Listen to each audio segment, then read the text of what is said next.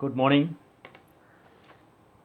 Okay, students, so we will continue 13.2 exercise with question 4. Acha, what I observe, many of you are just putting attendance and not watching the videos. It is very disheartening for me. Really, please watch it and solve. हाँ, मुझे मालूम है कि इसके videos आपको बहुत सी जगह मिल सकते हैं, लेकिन मैं आपको सिंपल लैंग्वेज में समझा रहा हूँ। मुझे पता है कैसे आप कोशिश पहले देखो, तो फिर आपको लगेगा कि हाँ, सर ने तो और अच्छे तरीके से बताया। ओके, क्वेश्चन देखिए 13.2। As please watch the video and solve this exercise. I want answers of this exercise today 13.1 and 13.2 and your doubts. ये सब आज आपको पोस्ट करने हैं। Question number 4। A fair coin and unbiased die are toss. मतलब fair coin से मतलब है ऐसा कॉइन जिसमें हेड टेल कुछ भी आ सकता है। अनबाइस्ड डाई मतलब ऐसा डाई जिसमें हर रिजल्ट लाइकली टू है। Let A and B the event, head appears on the coin and B is the event 3 on the die. Check whether A and B are independent. Okay, look here. A had हमने माना on the coin and B 3 on the die. यहाँ लिखना पड़ेगा let A and B are the events that had A और B क्या event है। और हमने हैड कॉइन और डाई को जब फेंकेंगे तो हमारे पास कितने आउटकम्स आएंगे, 1H 1T, 1 के साथ हैड 1 के साथ tail, 2 head 2 tail, like that 12 आएंगे। ए क्या था, हैड ऑन द कॉइन।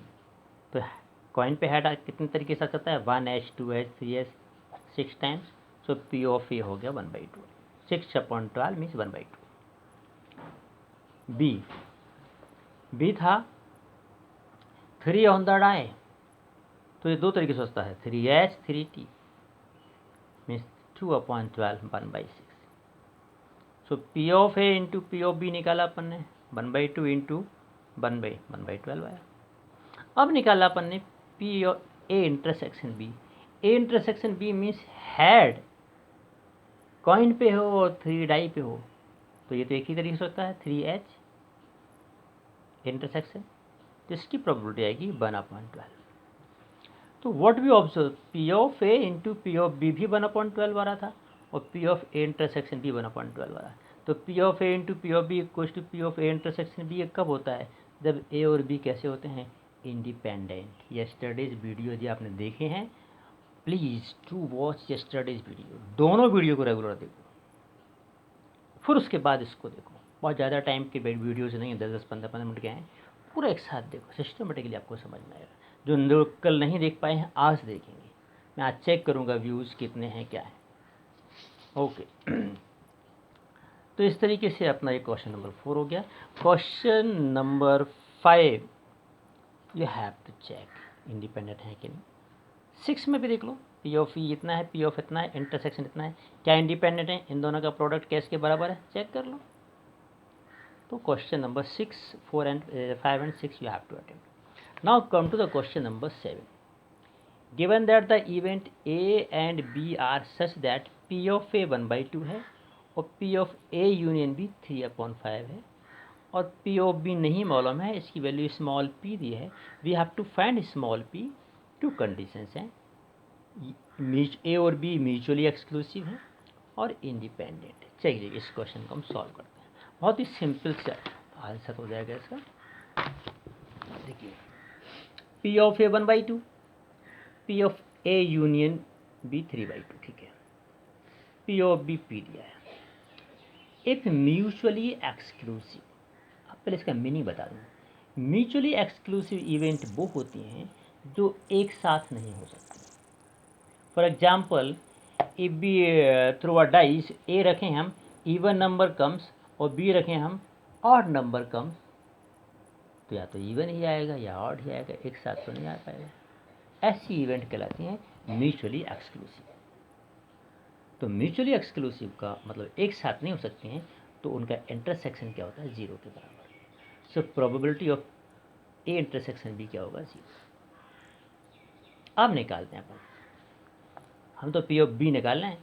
तो फॉर्मूला होता है P of A plus P of B equals to P of A intersection B plus P of A union B अपन set में सीख चुके हैं।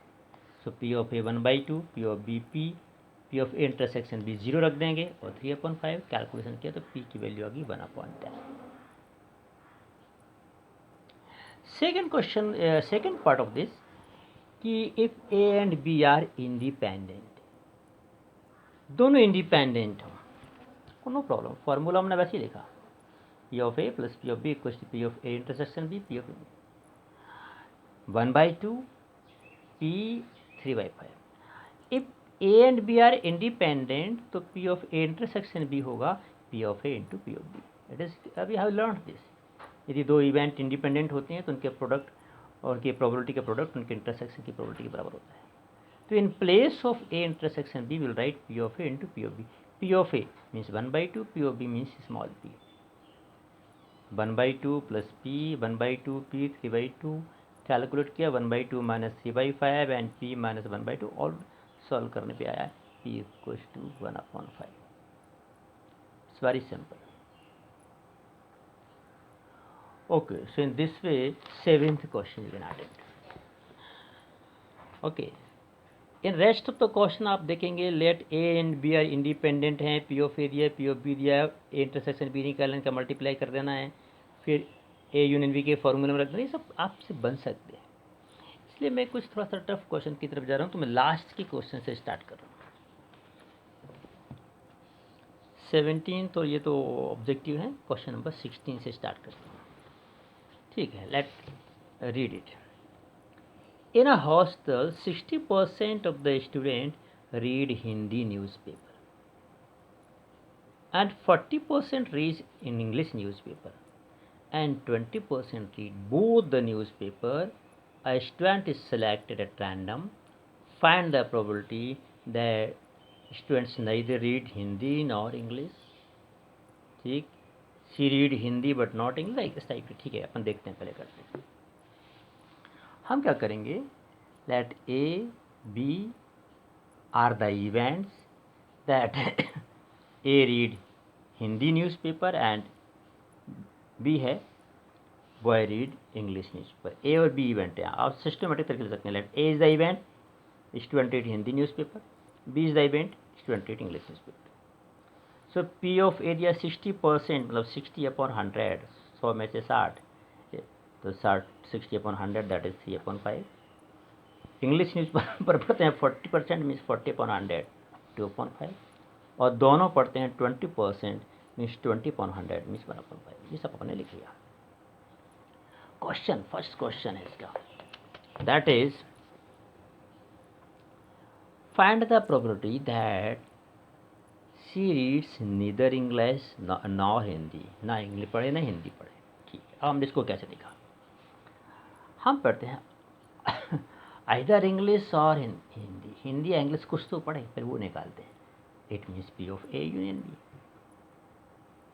चाहे हिंदी पढ़ती हो चाहे इंग्लिश पढ़ती हो, मतलब पढ़ती तो हो, तो P of A union B. P of A union B क्या होता है, P of A plus P of B minus P of A intersection B.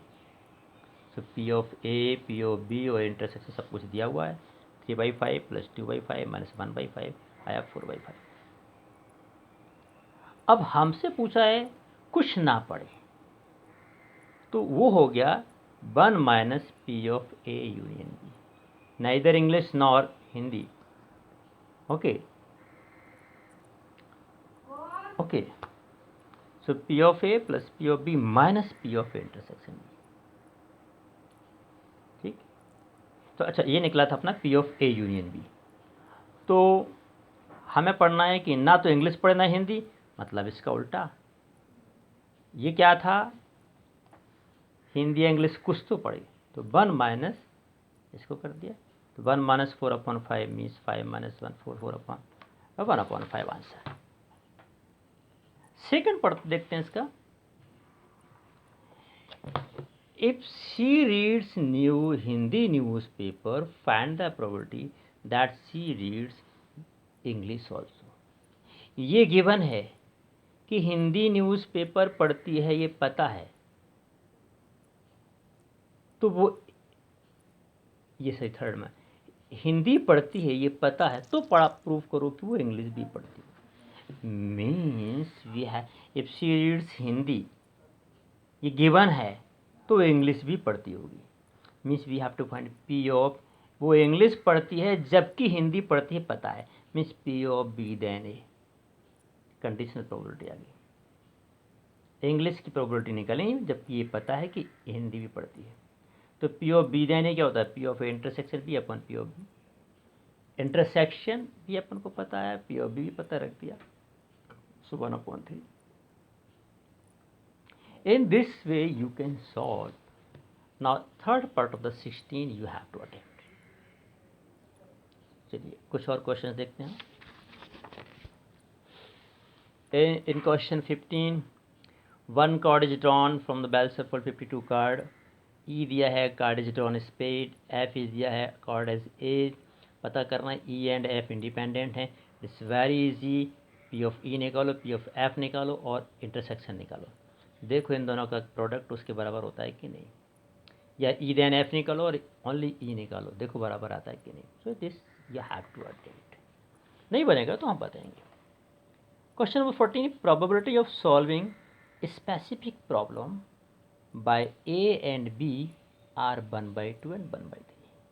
कोई एक प्रॉब्लम है, उसको ए सॉल्व करता है, इसकी प्रोबेबिलिटी 1/2 है, और बी सॉल्व करता है उसकी 1/3 है।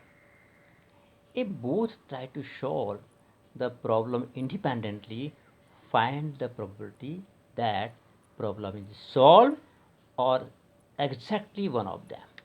ठीक है, इस क्वेश्चन को ऊपर ऐसे करते हैं। Let A is the event, लिखना पड़ेगा। Let A is P of A equals to 1/2, P of A equals to 1/3, where A and B are the events that problem is solved by A and problem is solved by B। सबसे पहले problem is solve, that is P of A union B. Problem मतलब A union B, मतलब चाहे ए ने solve किया चाहे B ने, पर सॉल्व हो गया। तो P of A union B have to solve. P of A union B होगा P of A plus P of B minus P of A intersection B. This formula we know. P of A we know 1/2, P of B 1/3, P of A intersection B की जगह लगेंगे P of A into P of B, because A and B are independent. It is given the question A or B solve the problem independently by A। B से बने ना बने A से तो बन सकता है, A से बने ना बने B से तो बन सकता है। तो ऐसे क्वेश्चंस में ये चीज़ छुपा देते हैं। तो P of A intersection B की जगह लग दिया P of A into P of B। अब P of A plus P of B minus P of A into P of B solve किया, that is 2/3। so problem is solved आ गया। यहाँ किसी ने भी सॉल्व किया, उसकी प्रोबेबिलिटी आ गई। अगला है एग्जैक्टली वन ऑफ दैम, उनमें से कोई एक सॉल्व करे। तो इसको हमने थोड़ा सा जल्दी बताता हूँ। P of A intersection B not, A solve करे और B सॉल्व ना करे, plus P of A not intersection B, A solve ना करे और B करे, इन दोनों का सम। नॉट कैसे निकालेंगे, P of A 1/2 है तो P of नॉट हो जाएगा 1 माइनस 1/2, तो 1/2 आएगा। P of नॉट भी आएगा, P of नॉट भी आएगा, इसको बाहर से लिखते हैं 1 माइनस 1/3 मीन्स 2/3, तो नॉट की वैल्यू निकाल दी। अब ये भी क्या इंडिपेंडेंट है, तो P of A into P of not B plus P of not A into P of not B, because A and B are independent, तो नॉट भी इंडिपेंडेंट ही होंगे।